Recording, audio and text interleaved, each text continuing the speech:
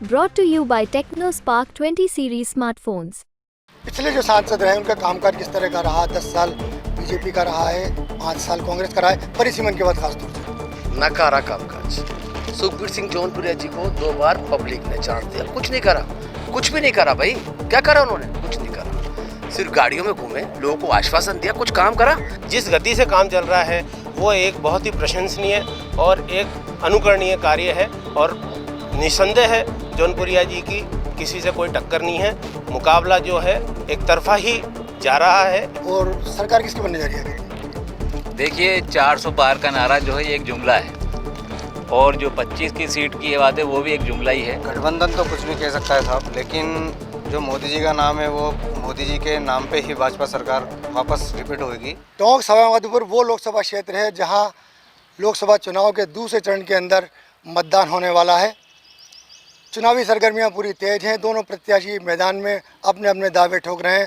भाजपा और कांग्रेस दोनों अपने अपने जीत के दावे कर रहे हैं। कुल 11 प्रत्याशी मैदान के अंदर यहां पर बचे हैं। हम यहां पर आज मौजूद हैं कुछ लोगों से बात करने के लिए, ये जानने के लिए कि मुकाबला कितना मुश्किल, कितना आसान, कितना बराबर का या एक तरफा होने वाला है। देखिए, ये चुनाव बहुत टाइट नज़र आ रहा है। लोग कह रहे थे कि भाजपा के लिए बहुत आसान होने वाला है।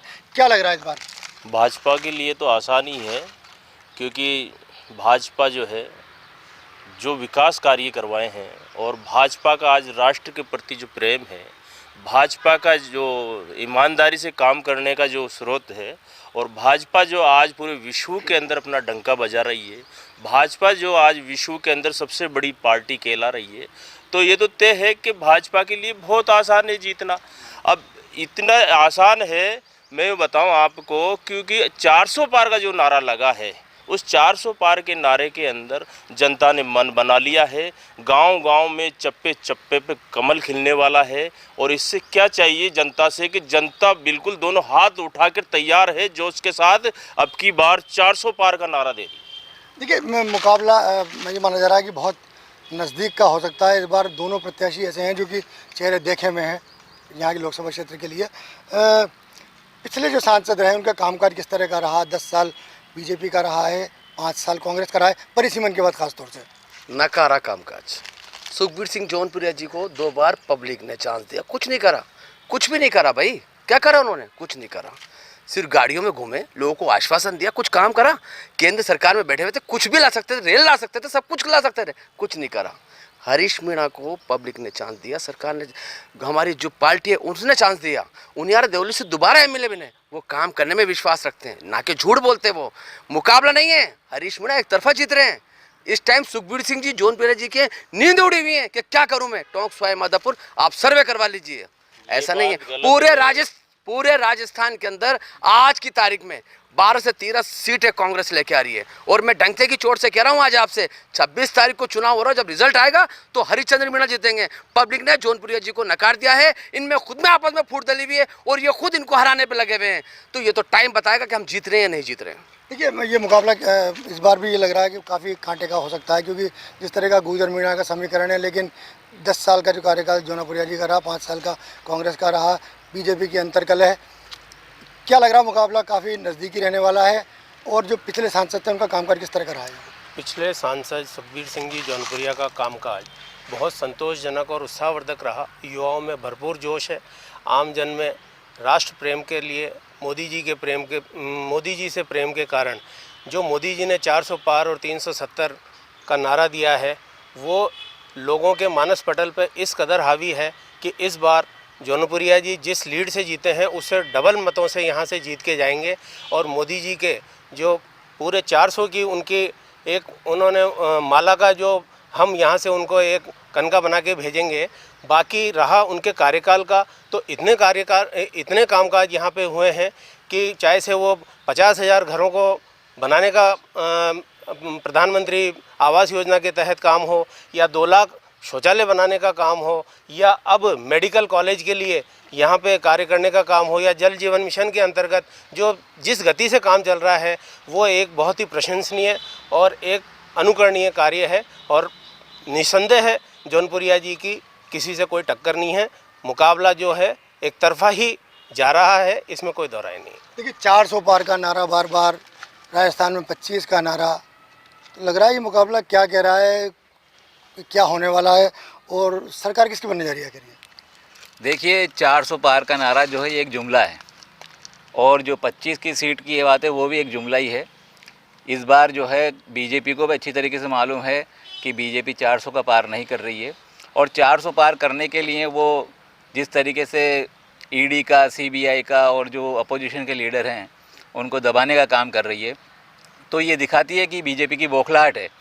और इस बार राजस्थान में 25 की 25 सीटें नहीं जा रही है, कम से कम 15 से 16 सीटें जो है वो कांग्रेस जीत रही है, और जो सरकार बनेगी वो बनेगी इंडिया गठबंधन की सरकार बनेगी, क्योंकि जिस तरीके से जो गठबंधन हुआ है सभी पार्टियों में, और भाजपा की जो जुमलेबाजी से, महंगाई से, भ्रष्टाचार से जो लोग परेशान हैं, उसका जो है इस बार 10 साल की जो सरकार है उसको जवाब देने का जनता ने ठान लिया है। देखिए क्या लग रहा है मुकाबला किसका इस बार लगता है कि बहुत नज़दीकी रहेगा, और सरकार किसकी बनने वाली, क्योंकि जिस तरह के बार बार भविष्यवाणियाँ चल रही हैं, दावे किए जा रहे हैं, भाषण हो रहे हैं, लोग कह रहे हैं 400 पार, 25 के 25, इधर एनडीए जो गठबंधन है कांग्रेस का, इंडिया गठबंधन, वो कुछ और कह रहा है। गठबंधन तो कुछ भी कह सकता है साहब, लेकिन जो मोदी जी का नाम है वो मोदी जी के नाम पे ही भाजपा सरकार वापस रिपीट होगी, और जो मोदी जी की योजनाएं चलाई गई है उसको देखते हुए जनता बहुत संतुष्ट है। इसके लिए आप न तो कोई करीबी है, और ये एक तरफा मामला है, और मोदी जी की सरकार दोबारा फिर रिपीट होने जा रही है। देखिए 8 विधानसभा क्षेत्र इस लोकसभा क्षेत्र में परिसीमन से पहले के हालात भी आपने देखे, परिसीमन के बाद के हालात भी आपने देखे।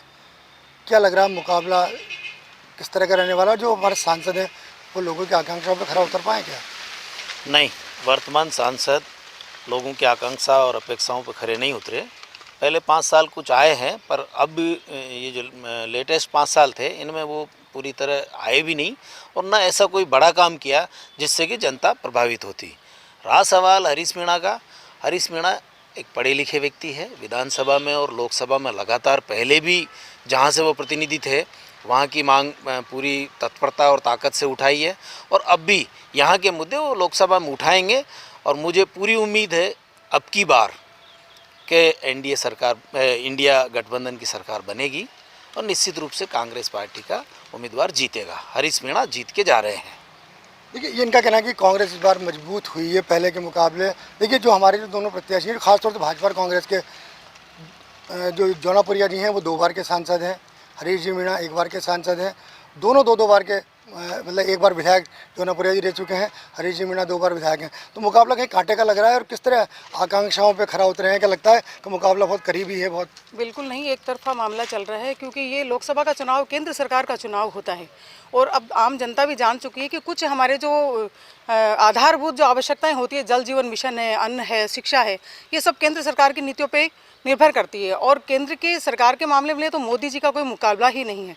मैं 8 दिन से लगातार फील्ड में जा रही हूँ, महिलाओं में देखने को मिल रहा है, वो चाहे किसी भी कम्युनिटी की हैं, चाहे वो किसी भी जाति की है, वो इन सब से उठकर वो ये कह रही है कि नहीं मोदी जी हैं तो हम महिलाओं को कुछ बहुत सुकून मिला है। स्वयं सहायता समूह का लाभ उठा रही हैं, आवास योजना का लाभ उठा रही हैं, इसके अलावा शौचालय का उनको लाभ मिला है। जल जीवन मिशन योजना से सब जनता जान चुकी है कि जब पहले केंद्र सरकार का समझौता हुआ था अन्य प्रदेशों से, लेकिन जब गहलोत जी की सरकार आई तो उन्होंने उसको रोक दिया।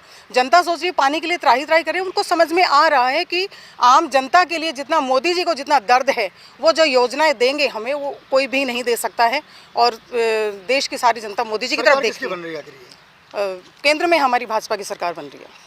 देखिए इनका दावा है कि केंद्र में जो है वो भाजपा की सरकार फिर से रिपीट होने जा रही है। आम जनता क्या सोच रही है? क्योंकि आम जनता ने लगातार सारी समस्याओं से जूझती है, देखती है। आम जनता क्या कह रही है?